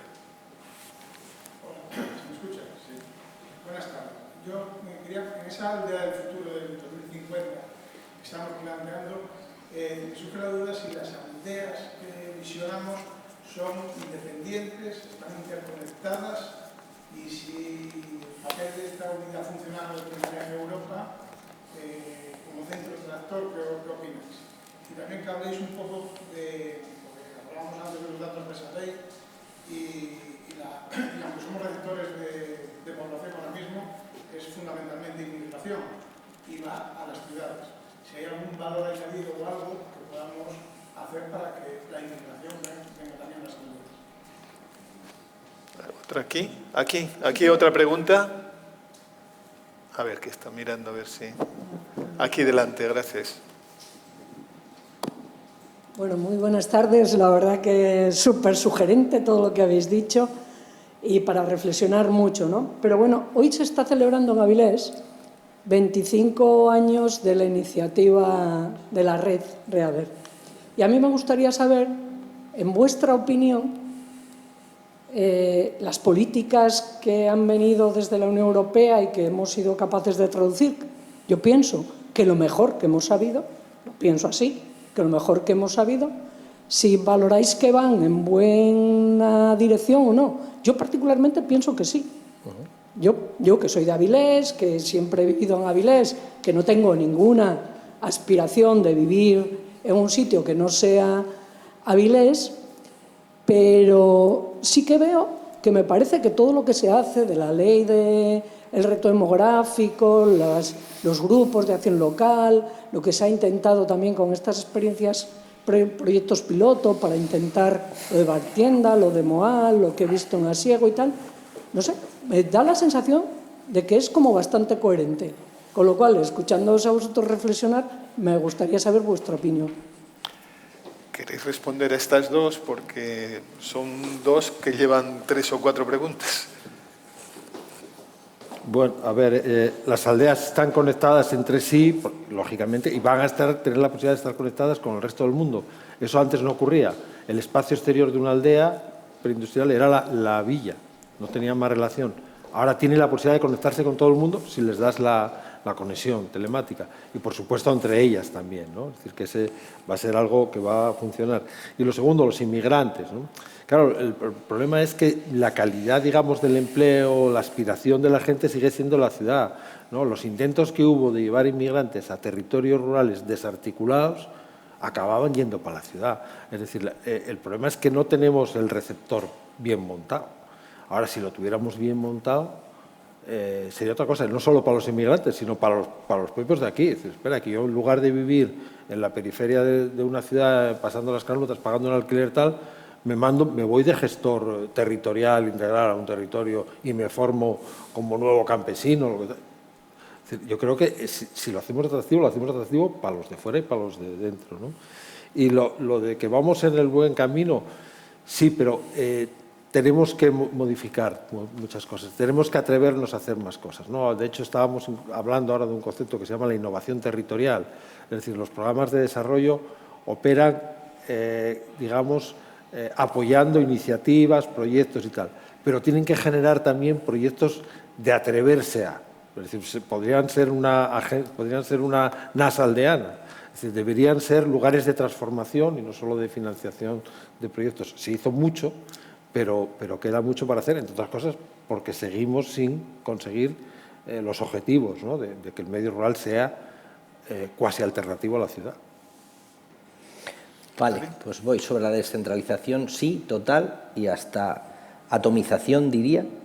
Ahí sí, pues, hay un libro, Nexus, de Harari, que me encanta y lo explica perfectamente, o como el antiguo, creo que se llama Tono, el del Museo de Veigas, que si lo analizas dices, bueno, pues, ¿qué rompió? Perdonad que es una simplificación muy bestia, pero ¿qué rompe el pueblo? La tele. Porque ya dejamos de hacer el filandón porque ya vemos tele. Cuando ya hay tele en cada casa, las casas se juntan menos en la casa. ¿Y qué rompe la casa? El móvil. Porque ya no nos juntamos toda la familia, padres e hijos, a ver la misma pantalla. Cada uno está viendo una pantalla. Entonces estamos en un modelo a nivel de totalmente individualismo atomizado, donde el humano está deshumanizado en tanto en cuanto el humano es un homínido social. Y eso en el pueblo, que antes Pues eso, no por romantizar el pueblo, porque a mi abuela le empacaban porque después iba a poner a la matanza de los chorizos, porque no se aguantaba con el vecino. Pero bueno, había que cooperar, porque había una supervivencia en común. En el momento en el que esa pirámide de Maslow y esa supervivencia ya no está, pues lo que tenemos son islas. En los pueblos ahora mismo es lo de pueblo pequeño, infierno gigante. O sea, yo quiero también quitar un poco esa parte, ¿no?, tan romántica del pueblo, que yo estoy encantadísimo en el pueblo, pero hay mucha gente que va al pueblo y encima, sobre todo, mucha gente dice: yo tengo suerte de haber nacido allí hasta los 6 años, volver a hacer, como digo yo, el grado después de que vuelvo a Estados Unidos, y es que el pueblo pase por mí, no que yo pase por el pueblo. Entonces tú vas al pueblo a que el pueblo te recuerde y te enseñe muchas cosas. Entonces eso creo que es muy necesario. Antes decías lo de la NASA, que no me lo tomo a broma, porque, por ejemplo, que seguro que lo conoces, en Corea del Sur tienen el Erasmus de pueblo, que tú en la universidad te tienes que ir un cuatrimestre a vivir en un pueblo, en Corea, precisamente en un sitio donde están totalmente ya fuera de esa parte, ¿no? Entonces eso creo que hay que recuperarlo. La parte de la migración, mis experiencias, pues creo que sin las CES básicas, yo desde la asociación hemos financiado con nuestras escasas capacidades, pues en 5 años, te doy las métricas muy sencillas. Hemos traído unas 50 personas migrantes y hemos apoyado unas 100 personas, no es el número, pero para que te quedes con un número redondo, 100 personas nacionales de diferentes espacios y 50 migrantes. La inversión media que hacíamos era fácil: casa, comida, comunidad, conocimiento, cachondeo, que es muy importante, ¿vale? Bueno, pues con eso el tiempo medio de vida en el espacio es de unos 3 años. Y los que se han quedado y que hemos terminado el proyecto después de 4 años es porque se han quedado con modelos productivos que están anclados en el terreno. Pero la gente no iba a su miedo. La gente iba a un sitio donde había casa, comida, comunidad, conocimiento, cooperación, y eso, da igual que sea Somiedo, Boal, Cabaña Quinta. Eso es lo que tienes que tener de base. Y si no tienes eso de base, pues la solución es, marketing. Montamos, mi hermano, una asociación que se llama Asociación de Refugiados Bienvenidos, y claro, vamos, yo he estado en Madrid y he llevado 3 personas que estaban durmiendo en la calle a Somiedo. Dice: oye, tenemos huertas, estamos plantando lúpulo, vamos a hacer esto, por lo menos, coño, mejor que estar durmiendo, y traerme a un señor con el que todavía me escribo, y me escribe un mensaje todos los veranos y me dice: ¿qué tal van mis osos? Pero estuvo una semana en Somiedo, en casa de mi abuela, y dijo: ¿qué dices? Y voy para Madrid. Bueno, porque en Madrid duermo allí, pidiendo gano 800 euros, y aquí hace mucho frío, y aquí no. Entonces, eso por la parte. Y por lo que decías tú, yo lo resumo muy fácil. Yo en Estados Unidos digo que soy de los Estados Unidos de Europa. Entonces yo creo que la solución es más Europa, más presupuesto, muchísimo más. Pero muchísimo más. O sea, yo soy europeo. Y cuando digo, mi presidenta de aquella decía que era Angela Merkel, y entonces estos se cachondeaban. Es que yo quiero ser, ojalá en 2050 vote al presidente europeo, pero directamente. Y muchísimo más presupuesto, porque hace falta, porque cuando hablamos con, ¿cómo se llama el secretario de Estado? Con Paco Boya. Con Paco Boya, cuando estábamos con los proyectos de los pilotos, uno de los grandes dramas que tenemos es la ausencia de centralización directa. O sea, no puede ser que desde Madrid no se pueda decir aquí, porque legislativamente tienes que desvertebrarlo. Está muy bien las autonomías, pero que las autonomías y la acción local tampoco eviten que haya capacidad de acción directa, porque es que si no te pierdes en el camino. Había otras 2 preguntas, una allí y otra aquí atrás. Buenas tardes. Escuchando, en este caso vosotros, pero escuchando siempre estas intervenciones que hay en torno a la zona rural y a la despoblación, me acuerdo siempre del verso de Machado, aquel que decía: las niñas cantaban canciones que tienen confusa la idea y clara la pena, porque me parece que es siempre el que se acopla más a este tema. Yo diría, y siguiendo y enganchando con Harari, está muy claro que el paso de los cazadores-recolectores a los agricultores ganaderos no fue el paso definitivo. El paso definitivo fue cuando se inventó el relato, vamos a decir, la religión, o lo que hizo que se unieran, porque si no, no estaban unidos, estaban atomizados efectivamente en esa misma dimensión. Por tanto, vamos al relato, que es lo que de verdad importa para hacer que la gente vaya nuevamente a la zona rural. El relato que hay ahora es demoledor. Y voy a decir lo que ya sabéis y todos sabemos. Dos cosas. La primera, pasamos de una casería o una zona rural de supervivencia, eran supervivientes, estaban sobreviviendo, a un diferente concepto donde ya eso no es ni para mucho ni para poco lo que está viviéndose. Se vive una zona rural donde hay jubilados, donde hay gente que tiene añoranza o gente que por lo que sea no abandona su zona, pero sobre todo porque tienen para vivir ahí económicamente. ¿Qué les transmiten a sus hijos? ¿Qué les dicen al oído y cuando cenan o cuando dejan de andar con el móvil? Neno, estudia y marcha pa' Oviedo.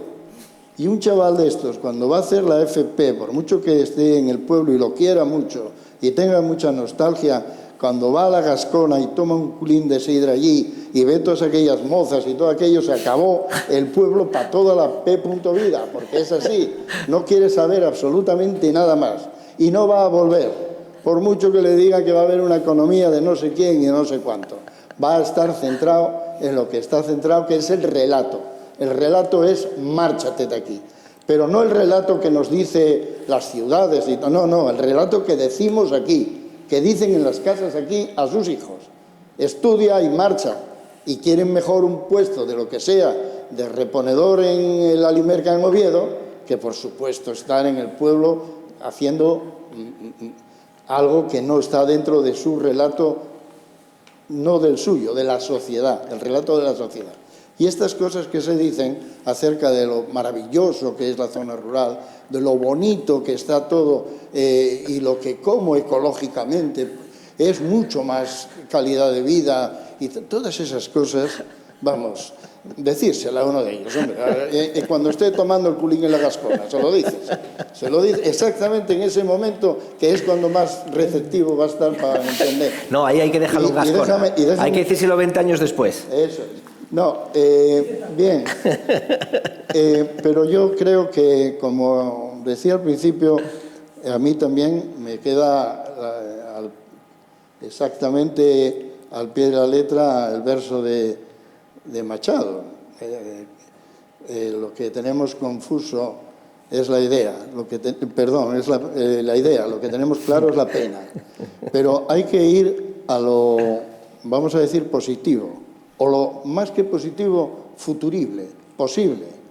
¿Quiénes pueden tener un relato de aquí hay negocio, esto se puede vivir de ello, aquí en la zona rural es un sitio para disfrutar y para vivir y además para tener calidad de vida? ¿Quiénes son? Son los emigrantes, son los emigrantes. Y yo voy a decirlo muy claro, aquí en Navia, conozco los datos, estamos en los 600 inmigrantes, en una población de 8.000 y pico habitantes, todo lo monetarizamos. En esos 8.000 y pico hay 600 ya, y trabajan todos, no hay ninguno durmiendo en la calle, ninguno, todos trabajan. ¿En qué? Pues en la pesca, pues es todo de Senegal, los pescadores ya no van, porque también les dicen sus padres, eso es una burrada, mira a ver si puedes. Efectivamente, pueden. Los del Senegal se vuelven locos de contentos. Son los que triunfaron, los indianos que triunfaron en Senegal, los que mandan la nómina para allá y quedan asombrados, porque les da para toda la familia y para más. Y los ganaderos, las 128 ganaderías que hay ahora en Navia, que en 1995 eran 500 ganaderías de supervivencia, ahora son con 200 vacas y más. Esa gente, sus hijos, con esa industria láctea que tienen allí ellos montada, ¿esos hijos quieren dar el relevo? No, no quieren dar el relevo para nada. Pero si tienen todo, si tienen un robot, si van las vacas solas a ordeñarse, si esto es jauja, esto es como decías tú, no hace falta ya trabajar siquiera. No es que no hace falta, no quieren marchar. ¿Y quiénes son los que quieren quedarse y ven ahí un negocio? El que tienen empleado, que es argelino, marroquí, dominicanos también hay, porque sé la lista. Y los que cuidan a la gente mayor, los de atención domiciliaria, ¿quiénes son? Los mismos. ¿Qué ven en la zona rural? Bárbaro, ven un negocio, porque les mandan dinero a casa, porque lo pasan bien, porque van al cine, porque van al café y al bar y a todo esto, lo ven bien.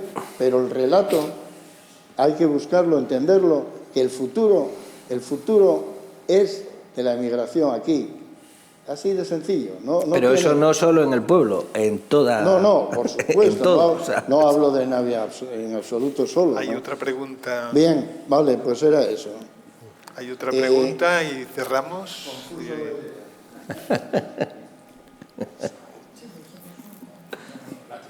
Bueno, en primer lugar, gracias a Dani y a Daniel y a Jaime por venir. En cuanto que me enteré que veníais, me vine para acá en pantalón de... Como estoy, porque yo vivo en Andés y es un pueblo. Entonces, en un pueblo andamos en pantalón corto algunas veces. Y gracias a la Fundación Barreiro también, muy interesantes todas estas charlas que estáis dando. Tengo una pregunta para Jaime y otra para Daniel. Para Jaime, hablaste de la cultura campesina. No sé si me oyes, sí. ¿Qué crees tú que es recuperable de la cultura campesina, poniéndonos en el horizonte temporal de las charlas estas, Asturias 2050, para que esto no parezca en el año 2050, eso que dice una persona que está muy arraigada en este proyecto, que es Jesús Arango, que él habla de que estamos en un desierto demográfico y que en muchas zonas de Asturias, antes del 2050, va a haber más jabalís por kilómetro cuadrado que personas. Entonces, yo te pregunto, ¿qué crees tú que es recuperable de la cultura campesina? ¿Cómo se podría articular, en relación a lo que venimos hablando aquí, que eso se podría transmitir a la gente joven? ¿Qué es recuperable de la cultura campesina para hacer un tránsito a la aldea del 2050 o a un proyecto innovador en la zona rural? Y bueno, para Dani, que tenía muchas ganas de conocerlo y bueno, tuve ahora la oportunidad. Bueno, el proyecto tuyo es muy interesante, la verdad, y vosotros decís que sois unos frikis y la verdad, yo por lo menos proyectos como el tuyo, gente que trabajéis en proyectos de IA y que venís a un pueblo como Somiedo y ponéis un centro de investigación en Somiedo, o un pueblo cualquiera, puede ser Somiedo, puede ser otro, yo conozco muy pocos. Entonces, yo te planteo, ese modelo puede ser exportable, quiero decir, puede tener más gente, porque bueno, vosotros de alguna manera sois innovadores en esto, a lo mejor tampoco os interesa que haya más gente como vosotros, pero caray, es un planteamiento bien interesante, ¿no? El poner un centro de investigación en Somiedo, en una zona natural, una zona tan bonita, en este planteamiento que tienes tú de recargar pilas, de recargar y en un entorno natural, ¿no? Aunque sea un proyecto muy pocos. Yo la verdad que no conozco más allá del tuyo. Y gracias. Pues mira, seguimos el orden. Hace años montamos un debate en Oviedo que se titulaba «Del pasado campesino, ¿qué va para el futuro, qué va para el museo?». Porque la tentación y la realidad es que del pasado campesino lo metimos todo en el museo, porque no considerábamos que nada del pasado campesino tenía importancia de futuro, ¿no? Lo primero, por tanto, sería discernirlo, ¿no? Y hay algunos ejemplos de discernimiento muy interesantes. Pasó en Asiego. Asiego tiene 2 muchachos, los hermanos Niembro, formados como campesinos por la abuela, Guillermina, que luego estudian geografía y combinan el conocimiento científico de la geografía y el conocimiento de la abuela y deciden regresar a la aldea y empiezan a discernir, ¿no? Lo primero que hacen es capitalizar el medio rural. Lo primero que hacen, perdón, es decir, venga a ver nuestro pueblo y luego se lo come, ¿no? Entonces, hacían una visita turística, tú veías dónde estaban las gallinas, dónde estaban los huevos, dónde estaba el queso, dónde estaba el gocho, dónde tal, y luego había una espicha y te comías todo lo que te habías visto, ¿no? Por tanto, era una actividad cultural que terminaba en una comida. Cuando empezaron a ganar dinero, empezaron a capitalizar. Empezaron a recuperar las pomaradas, montaron un rebaño de ovellas y alda, tal y cual, y de repente, de todo eso que ellos sabían y conocían, empieza a haber una dinámica económica. Y de repente de estar ellos 2, hay muchos más empleos, aparece gente de fuera y tal. Es decir, lo que hicieron fue eso, simplemente discernir qué es lo que tiene valor. Y lo que tiene valor son muchos elementos que tienes alrededor a los que no les prestabas atención. El ejemplo del Fagón de Moal. Es decir, tenemos que mirar y ir rescatando valores. Pero es que el problema de los museos etnográficos es que dan por amortizada esa cultura. Y en las universidades no nos cuentan el valor de todo eso. Nos forman para lo que nos forman, la ciudad, la industria, no sé qué, y de repente todo eso lo hemos olvidado. Por eso es tan importante reactivarlo, porque yo creo que con esas 5 Cs, ¿no? Y Rodrigo Cuevas lo está demostrando, o sea, cachondeo con Rodrigo Cuevas en la benéfica, es decir, hay muchos elementos. Lo que pasa es que no tenemos una intención política manifiesta sobre la recuperación. Hacemos cosas aisladas y tal, ¿no? No hay una definición política para volver, ¿no? Yo creo que no la hay. Y desde luego, si la hubiera, y esto lo había dicho Pepe Mújica, ¿no? Y lo habías apuntado tú, hay un montón de gente con cultura campesina, con gusto por vivir en el campo, que si le das el campo y las oportunidades y las finanzas, se vienen. Es decir, que tenemos posibilidades. Lo que pasa es que no es sencillo, pero yo creo que, entre otras cosas, porque o hacemos eso o estamos abocados a encerrarnos en la ciudad y que se nos queme todo el campo, ¿no? Y de vez en cuando salir a pagarlo, ¿no? Y yo, pues sí, la respuesta es sí, totalmente, y ojalá existiera el efecto bar, ¿no? Eso de que cuando abren en una calle otro bar y que haya competencia, no, y una calle de vinos. Oye, Gascona, y acaba siendo un sitio donde la gente va precisamente porque hay, ¿no? Entonces, ojalá haya cuanto más. Y yo creo que además monetariamente tiene todo el sentido del mundo y cada vez más. Y me explico. Cuando nosotros empezamos con inteligencia artificial hace 10 años, yo hablaba de inteligencia artificial y poco más que qué mierda ya está que estáis haciendo. Y cuando marchamos con un 600, como digo yo, para San Francisco, y nos vieron los americanos y nosotros habíamos hecho el 600 entero, el volante, el motor, todo. Y los americanos decían, pero estos estáis como burras. ¿No? Estamos como burras porque coño, no sabíamos que se podían comprar los coches por piezas, entonces tuvimos que hacer todas las piezas. Bueno, ahora 10 años después, mi primo es de Somiedo, se llama Manu, y te pongo un ejemplo muy sencillo. Él cuando murió el padre, yo a las afueras de Oviedo, en su momento, hace, no sé, 15 años, monté una casa de emprendedores. Y entonces a esa casa de emprendedores que estaba a las afueras de Oviedo, hacíamos nuestras estupideces de que queríamos tener les ovelles para que les ovelles se segaran el prado. Entonces estos pijaes para que el de pueblo se descojonara de mí y el de ciudad se descojonara. Total, que no es de un sitio ni es del otro. Entonces, dante hostias entre los lados. Pero pasábamos muy bien. Pues mi primo vino con... claro, yo me acuerdo estar en el pueblo, él vivió en el pueblo hasta los 16, porque a los 16 de Somiedo te tienes que ir a estudiar a Grau. Entonces, o te vas a Grau o te vas a Oviedo. Y yo, él con 8, me decía, bueno, yo quiero hacer cohetes para mandar al espacio. Era de los que quería hacer cohetes. Y yo de aquella, con 8 años, le dije, bueno, cariño, yo no le dije que se fuera, lo que le dije es, pues aprenda a programar, porque el lenguaje ahora mismo de la humanidad es la programación. Y en el futuro va a dejar de serlo porque será el lenguaje humano, pero todavía tienes 20, 30 años que es el lenguaje de programación. Y él con 9 años programaba. Bueno, pues ahora... cuando murió el padre, se vino a vivir a esa casa de frikis, de emprendedores. Porque estoy de acuerdo contigo que cambia la narrativa, pero hay que cambiarla en casa. porque fuera de casa no te lo van a cambiar. Entonces, claro, cuando mi primo con 16 años viene a un sitio donde hay 60 chiflaos, un profesor de química, 18 emprendedores, hay unos programando en el baño, 15 en la cocina y otros haciendo competiciones de segao y a ver quién ordeña más, y todo eso junto, pues, bueno, pues empieza a mezclar cosas que mi preocupación era que le entrara la parte de la pasión y de la capacidad de mezclarse y de juntarse biodiversamente con otras áreas, ¿no? ¿A dónde quiero acabarte con todo esto? Bueno, pues ahora hace 3 meses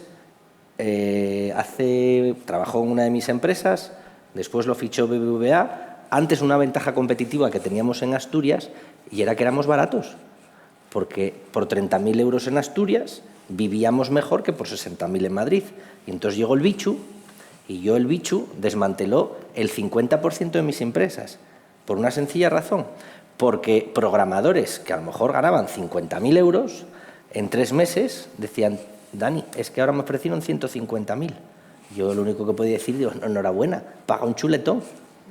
Pero claro, es que ahora ganaba 150.000 desde Oviedo, o desde Quirós, o desde donde le apeteciera, o desde Lena, cada uno donde le apeteciera vivir.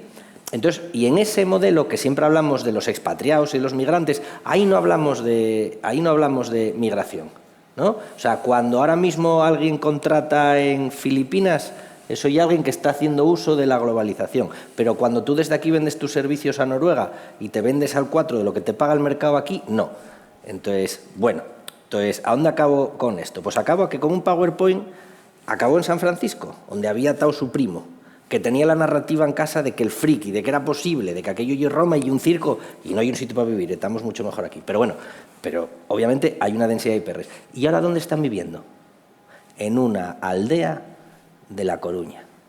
¿Por qué? Por una cosa muy sencilla.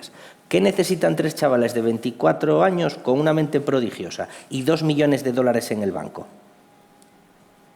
Tiempo para pensar y estar concentrados.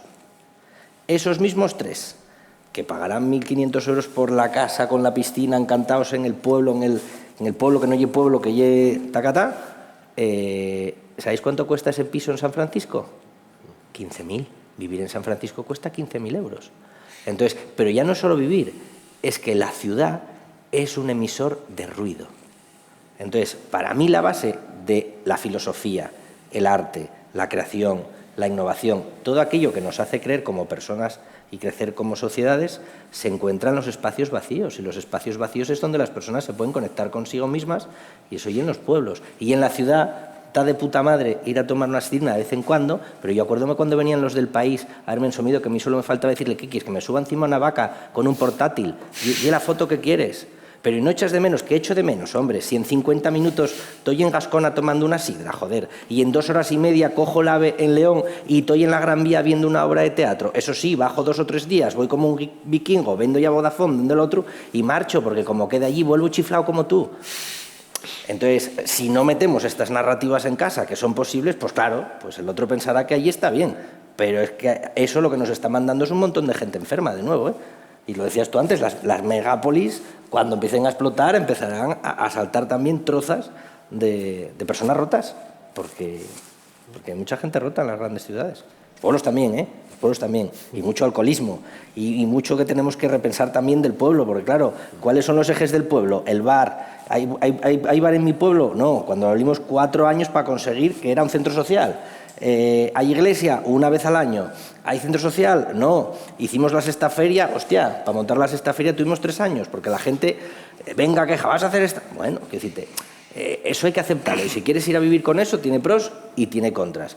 Pero si una vez que dejas que eso pase por ti, para mí es maravilloso, yo no me imagino vivir en otro sitio mejor. Entonces, cuantos más frikis haya en algunos sitios viviendo, mejor.